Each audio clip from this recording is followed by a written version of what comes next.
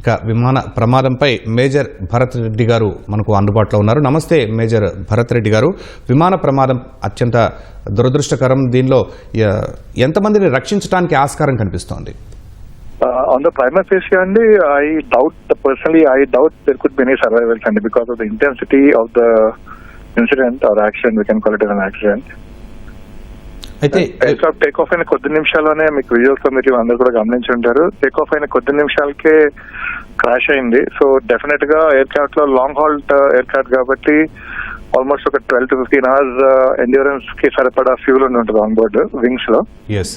అంటే 8 గంటలు ఇది ప్రయాణం చేయాల్సి ఉంది. మధ్యలో ఏమైనా హాల్ట్ ఉండిందా? అంటే ఫుల్ ఫ్యూయల్ తో ఎక్కువ లోడ్ తో వెళ్తూ ఉండడం వల్ల ఇలా జరిగిందా? సాంకేతిక సమస్య కాకుండా in case of any problem at the destination airport, diversion airport కూడా సరిపడే ఫ్యూల్ తీసుకెళ్లాలండి. ఎయిర్ కట్ కదా, ఎయిర్ కట్ అయినా సరే మీరు వెళ్ళే డెస్టినేషన్ తో పాటు నియరెస్ట్ క్లోజెస్ట్ ఎయిర్పోర్ట్ కి సరిపడా, అంటే in case of any deviation closest airport కి వెళ్ళి అంత ఫ్యూల్ మీకు ఫ్లైట్ లో ఆన్బోర్డ్ ఉంటుంది. అంటే మొత్తంగా ఇప్పుడు పైలట్ దాన్ని కంట్రోల్ చేయలేని పరిస్థితి, ఎలాంటి రిస్క్ తీసుకున్నాడని మీరు అనుకుంటున్నారు?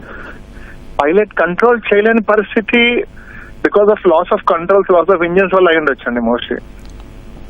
ఎందుకంటే పైలట్ యాక్సెప్ట్ చేసే ముందు, ఇంజనీర్ రిలీజ్ చేసిన తర్వాత పైలట్ యాక్సెప్ట్ చేసి తరోగా గ్రౌండ్ చెక్స్ అన్ని అయిన తర్వాత పైలట్ యాక్సెప్ట్ చేసి స్టార్ట్ చేసి అని టేక్ ఆఫ్ చేశారు.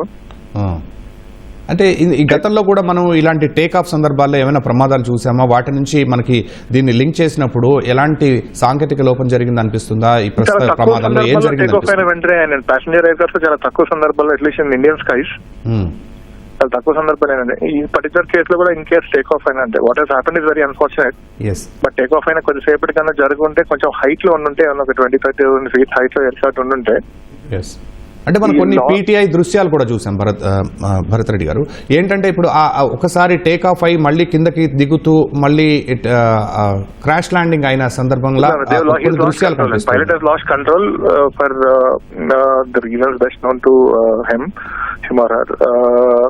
డెఫినెట్ గా it could be an engine failure which could have led to loss of control అండి.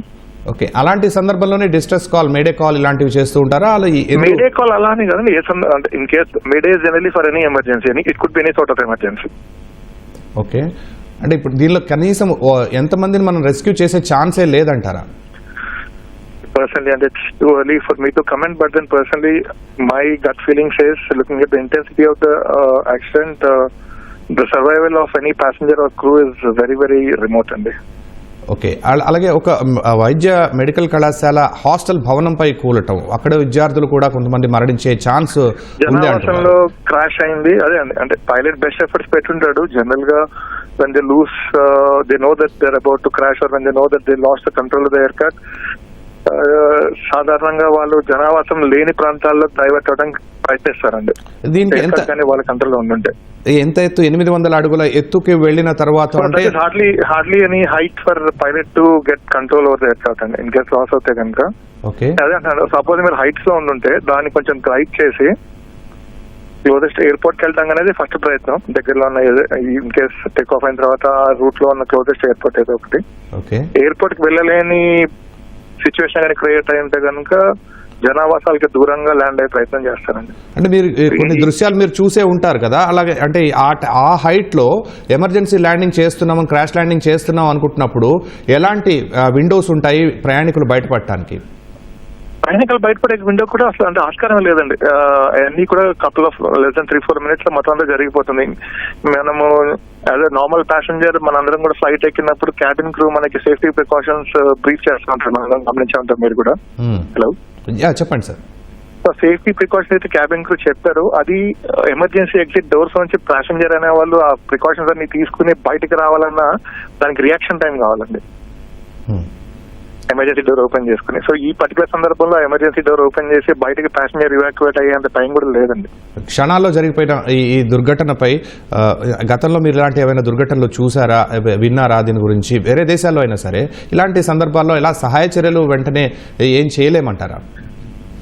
అంటే వీలైనంత త్వరగా ఇప్పుడు ఈ పర్టికులర్ కేసులో కూడా సహాయక చర్యలు అనేవి చాలా తొందరగా వెంటనే డిస్ట్రిక్ట్ అడ్మినిస్ట్రేషన్ అక్కడి నుంచి వాళ్ళ ఫైర్ టెండర్స్ కానీ medical closest possible medical ambulances కానీ వెంటనే స్పందించి కామన్ పీపుల్ కూడా అక్కడ ఉన్న విలేజర్స్ కూడా వెంటనే స్పందించి వాళ్ళకి చేతనైనంత వరకు వాళ్ళు సహాయం చేయడానికి అక్కడికి వెళ్ళారు. బట్ అన్ఫార్చునేట్లీ ఈ యాక్సిడెంట్ ఇంటెన్సిటీ వల్ల వెంటనే చాలా మంటలు చాలా ఎక్కువ ఎత్తున వ్యాపించాయండి, చాలా ఫ్యూల్ ఉండటం వల్ల. భరత్ రెడ్డి గారు, ల్యాక్ ఆఫ్ మెయింటెనెన్స్ వల్ల ఏమైనా సాంకేతిక సమస్యలు తలెత్తే అవకాశం ఉంటుందా? మెయింటెనెన్స్ అనే రీజన్స్ చాలా చాలా రిమోట్ అండి. అంటే because as I told you, engineer తరువుగా దాన్ని చెక్ చేసి సర్టిఫై చేసి రిలీజ్ చేసిన తర్వాతే పైలట్ యాక్సెప్ట్ చేస్తారు గ్రౌండ్ మీద. పర్టికులర్ ఎయిర్ ఇండియా తీసుకున్నప్పుడు అత్యంత జాగ్రత్తలు తీసుకుంటారు వాళ్ళు, అన్ని ఎనీ ఏవియేషన్. అయితే ఇది 787 అత్యంత భద్రతమైన ఎయిర్ క్రాఫ్ట్ అని కూడా అంటూ ఉంటారు.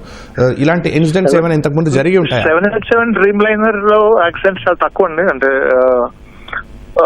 మ్యానుఫ్యాక్చర్ అయినప్పుడు కొత్తలో కొంచెం ఫ్యూజ్లాజ్ లో any air craft for that matter కొంచెం మ్యానుఫ్యాక్చర్ అయిన కొద్దిగా ఇష్యూస్ ఉంటాయండి. But those challenges Boeing has come up, I mean, they've rectified it in the early stages ఉన్నాయండి ఫ్యూజ్లాజ్ ఇష్యూస్ ని. సో దాని తర్వాత ఇప్పుడు కూడా టెక్నికల్ గా డ్రీమ్ లైనర్ లో పెద్ద మేజర్ గా టెక్నికల్ ఇష్యూస్ ఏం రాలేదండి. ఓకే, అంటే ఇప్పుడు ప్రస్తుతానికి ఈ ప్రమాదానికి ఎలాంటి కారణాలు మనం ఊహించకూడదు, బట్ ఎలాంటి సమస్య తలెత్తిందని మీరు భావిస్తున్నారు?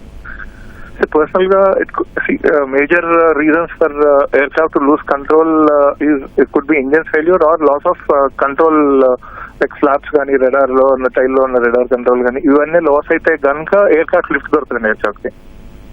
ఓకే, ఈ ప్రమాదంపై మీరు ఇంకేమైనా చెప్పాలంటున్నారు? టూ ప్రిమేచ్యూర్ అండి. నేను కూడా నా కౌంటర్ పార్ట్ ఢిల్లీలో అహ్మదాబాద్ లో మాట్లాడతాను to get more details on this. Gujarat aviation వాళ్ళతో కూడా మాట్లాడుతున్నాండి. ఓకే, మీకు ఎలాంటి సమాచారం ఉందండి? అదే వాతావరణం ప్రాబ్లం అయితే కాదు, డెఫినెట్ గా technical stock. But what technical stock has led to the accident is yet to be ascertained అండి. రైట్, ధన్యవాదాలు major Bharat Reddy. Thank you అండి.